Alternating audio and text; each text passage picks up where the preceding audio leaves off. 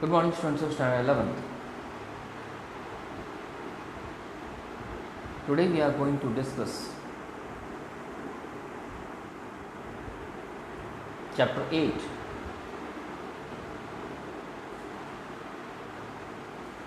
cell,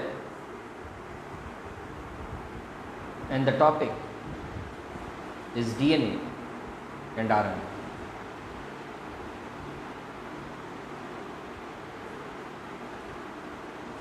DNA. It stands for deoxyribose nucleic acid. It transfers characteristics from parents to their offspring. So, students, DNA actually stands for deoxyribose nucleic acid, and the main function of DNA is to transfer the characteristics from parents to their offspring.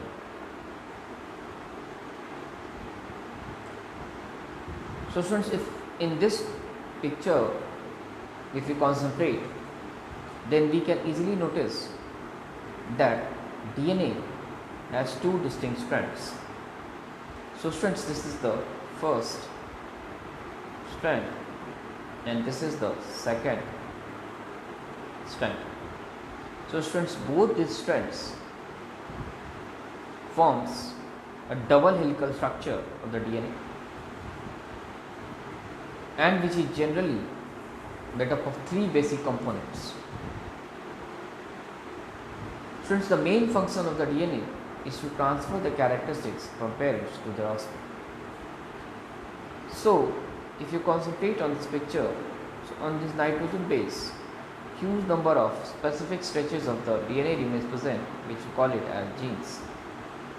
So, students, in these genes, the characteristics of parents remains present, which further gets transmitted from parents to their offspring during the process of reproduction. The following are the parts of DNA: deoxyribose sugar, nitrogen base, and phosphate group. So, students, the main component of the DNA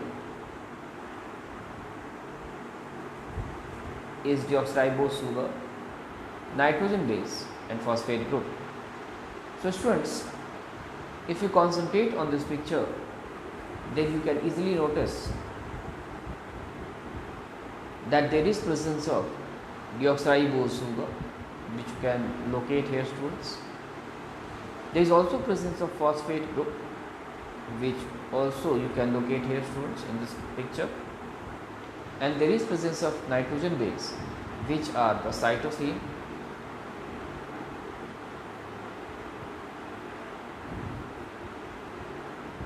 the guanine, thymine,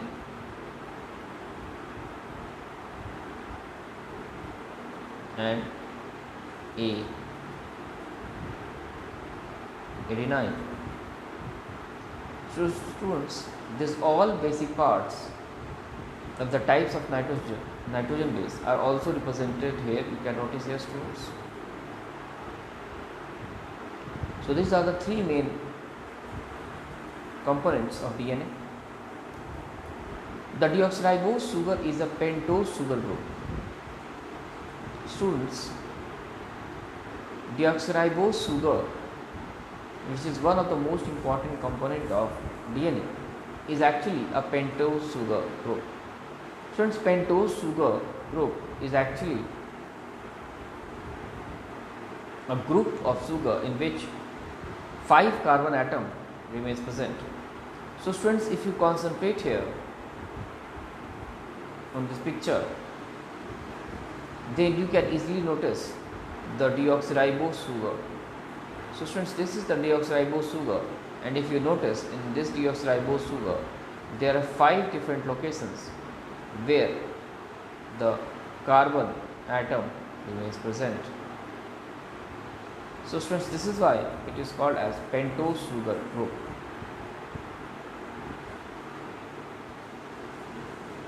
phosphate group is a molecule of 4 oxygen and 1 phosphorus atoms. So students, phosphate group, which is the another most important part of DNA, actually comprises of phosphate group which has 4 oxygen atoms and 1 phosphorus atom. So students, here you can notice the phosphate group present in the DNA. So students, generally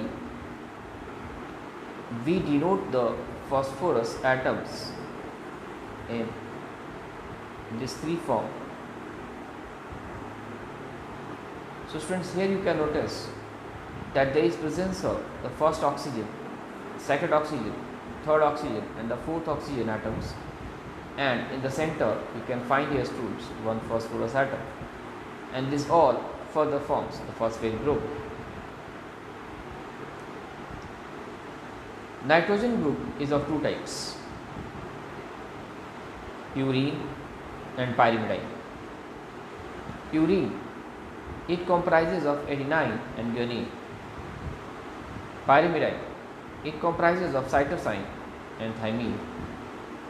So students, the nitrogen base, which is the integral component of the DNA, further comprises of 2 parts.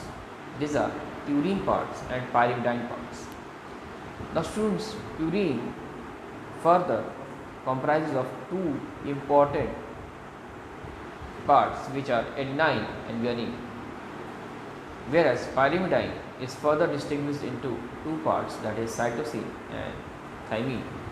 So students, adenine and guanine, these 2 types forms the purine, and cytosine and thymine further forms the pyrimidine. So students, if you concentrate on this picture, then you can easily notice the presence of adenine, thymine, guanine, cytokinin in this DNA. RNA stands for ribose nucleic acid. It is single stranded.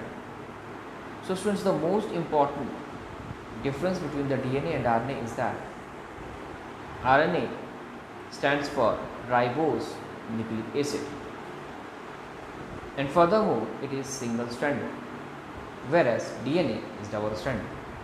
So students, if you notice here, then this RNA, you can notice here that it is single stranded.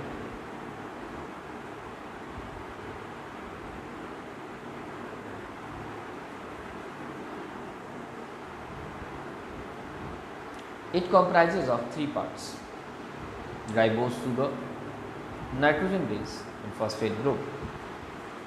So students, the most important integral component of the RNA comprises of ribose sugar, nitrogen base and further phosphate group.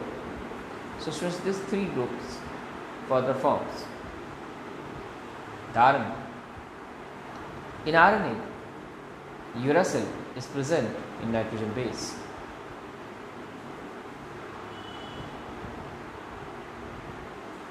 So students, in RNA, uracil is present instead of the thymine. So students, if you concentrate on this picture, then you can easily notice that there is presence of guanine, there is presence of adenine, even cytokinin is present, but there is complete absence of thymine. Rather, in place of thymine, there is presence of uracil.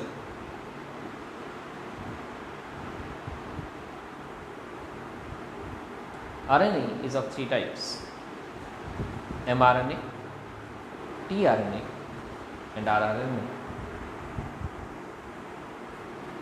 rRNA is the most abundant type of RNA. It comprises of 80% of the total RNA. So students, R RNA represents the ribosomal RNA, and which is the most abundant type of RNA, and its percentage is 80% of the total RNA. Students, in this picture you can notice that there is presence of RNA which is present in the single strand structure, and it is present in the ribosome.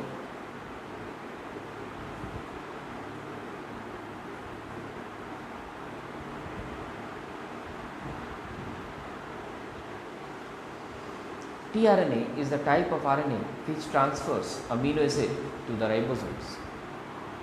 So students, tRNA represents the transfer RNA, which you can notice here also, and the main function of which is to transfer the amino acid to the ribosomes. So students, if you concentrate on this picture, then you can easily understand the presence of tRNA, and which is carrying the amino acid. So students, this is the amino acid which the transfer RNA is carrying.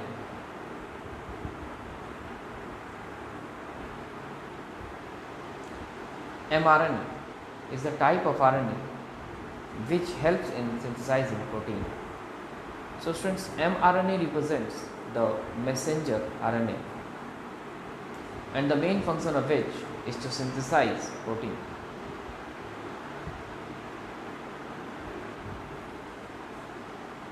Students, now let's discuss an important question.